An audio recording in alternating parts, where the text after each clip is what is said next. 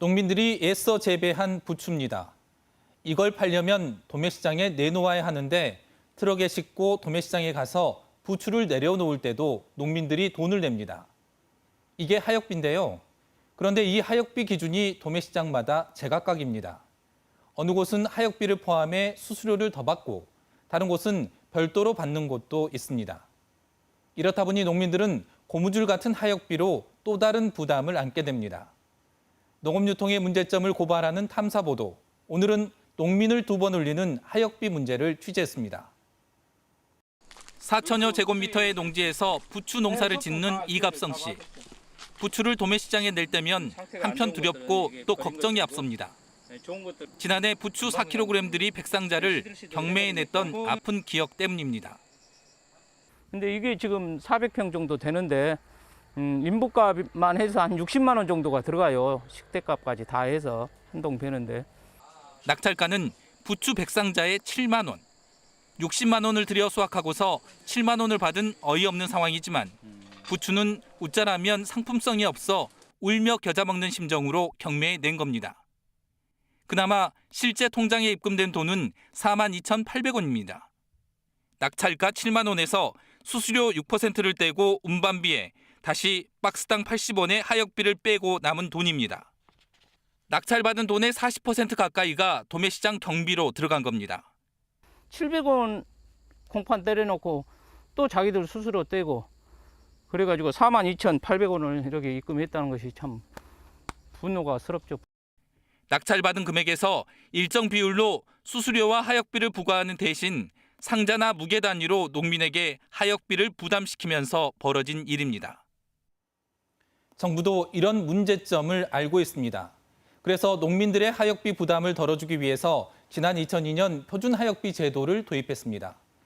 농민들이 농산물을 규격에 맞춰 출하하면 하역비는 도매법인이 부담하도록 한 겁니다. 포장 비용은 농민이, 도매시장 내의 비용은 도매법인이 부담하도록 한 거죠. 그런데도 광주 전남 지역 농민들은 왜 여전히 하역비를 부담하는 걸까요? 문제는 표준하역비를 어느 품목에 적용하느냐입니다. 표준하역비 대상 품목에 지정되면 해당 농산물을 출하하는 농민들의 하역비 부담은 줄지만 그렇지 않은 경우는 달라지는 게 없습니다.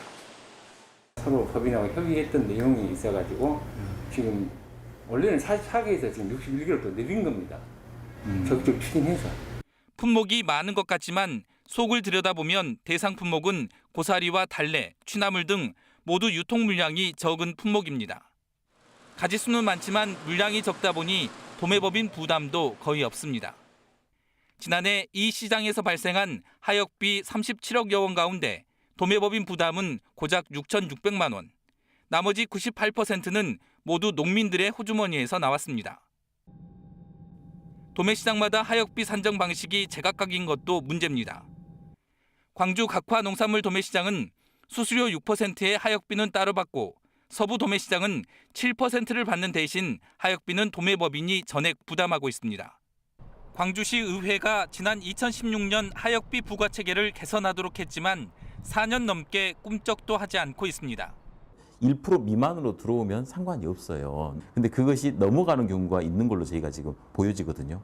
그러면 농민들이 부담하기, 지금까지도 부담하기 농민들이 부담을 하고 있는 거죠, 부당하게. 이유는 이런 결정을 내리는 시장관리운영위원회 위원 구성에서 찾을 수 있습니다.